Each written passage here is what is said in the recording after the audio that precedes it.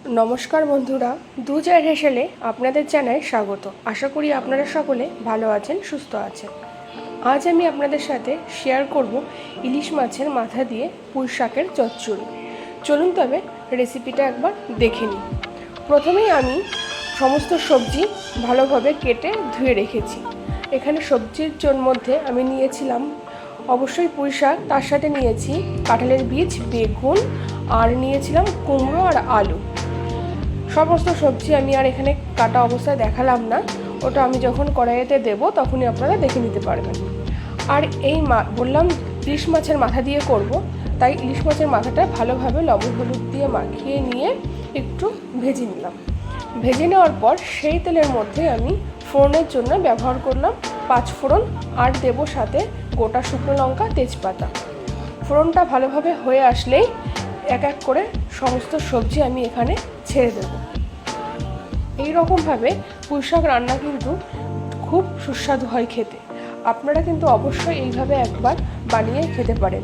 অবশ্যই এরকম করে অনেকেই খান, কিন্তু তবুও বলবো এইভাবে যারা খান না তারা একবার ট্রাই করে দেখতে পারেন।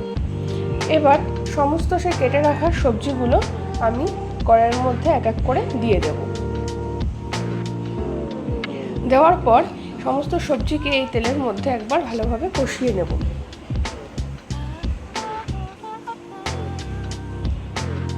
আপনারা এখানে সবজির মধ্যে আরও কিছু সবজি অ্যাড করতে পারেন, যেমন পটল, তার সাথে মিষ্টি আলু দিতে পারেন।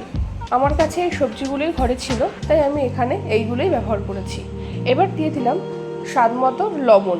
লবণ দেওয়ার পর আরও একটু ভালোভাবে নাড়াচাড়া করে নেব। নাড়াচাড়া করে নিয়ে একটু ঢাকা দিয়ে রাখবো। আর তার আগে দিয়ে দেব ঝালের জন্যে বেশ কয়েকটা কাঁচা লঙ্কা। এখানে আপনারা আপনাদের ইচ্ছে মতো ঝাল ব্যবহার করতে পারেন, তবে এই চচ্চড়িটা হালকা একটু মিষ্টি মিষ্টি হলেই খেতে বেশি ভালো হয়।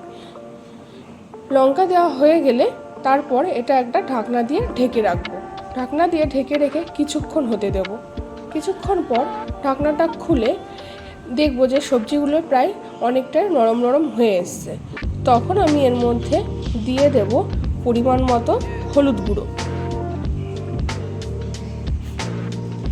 একটু ভালোভাবে নাড়াচাড়া করে নিয়েই এর মধ্যে হলুদ গুঁড়োটা দিয়ে দেব।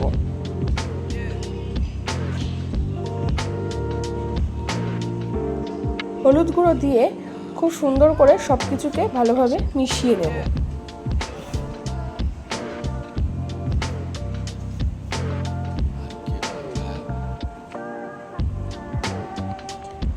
আর আমি এখানে দিয়েছি বেশ কিছুটা কাঁঠালের বীজ।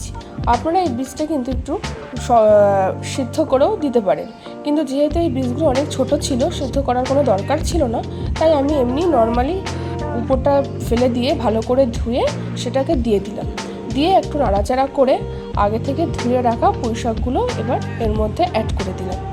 পুঁই শাক দেওয়ার পর এটাকে কিন্তু একটু ঢাকা দিয়ে রাখতে হবে। ঢাকনা দিয়ে রাখলে খুব তাড়াতাড়ি পুঁই শাকটা নরম হয়ে যাবে।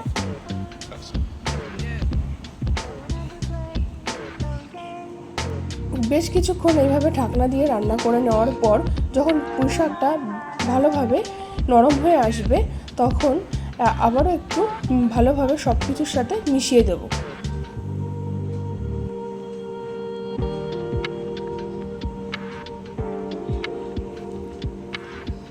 ভালোভাবে সব কিছুর সাথে মিশিয়ে নেওয়ার পর এখানে কিন্তু আমি ইলিশ মাছের মাথাটা এবার অ্যাড করব। আপনারা একবার এইভাবে পুঁই শাক দিয়ে ইলিশ মাছের মাথা রান্না করে অবশ্যই বাড়িতে বানিয়ে খাবেন, আর কেমন লাগলো সেটা কিন্তু আমাদের জানাতে ভুলবেন না।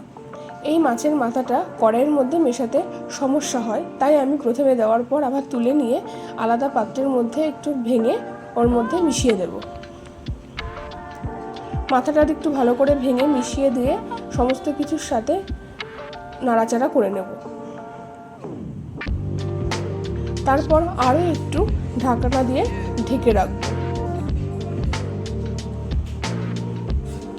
সমস্ত সবজি ভালোভাবে সেদ্ধ হয়ে আসলে একটু খুন্তির মাধ্যমে সব কিছুকে একটু হালকা করে ভাঙা ভাঙা করে দেব। বেশ কয়েকবার ঢাকনা দিয়ে দিয়ে আমি রান্নাটা করে নিয়েছি। আর মাঝে মাঝে ঢাকনাটা তুলে সমস্ত কিছুকে একবার ভালোভাবে মিশিয়ে নিয়েছি। প্রায় শেষ হয়ে গেছে আমাদের কিন্তু এই রান্নাটা। সব শেষে দিয়ে দিলাম সামান্য পরিমাণে চিনি। এখানে অবশ্যই চিনিটা আপনাদের ইচ্ছা পছন্দ মতন দেবেন, কারণ এটা আগেই বললাম একটু মিষ্টি মিষ্টি হলে খেতে বেশি ভালো লাগে। তৈরি হয়ে গেল কিন্তু আমাদের ইলিশ মাছের মাথা দিয়ে পুঁই শাকের চচ্চড়ি।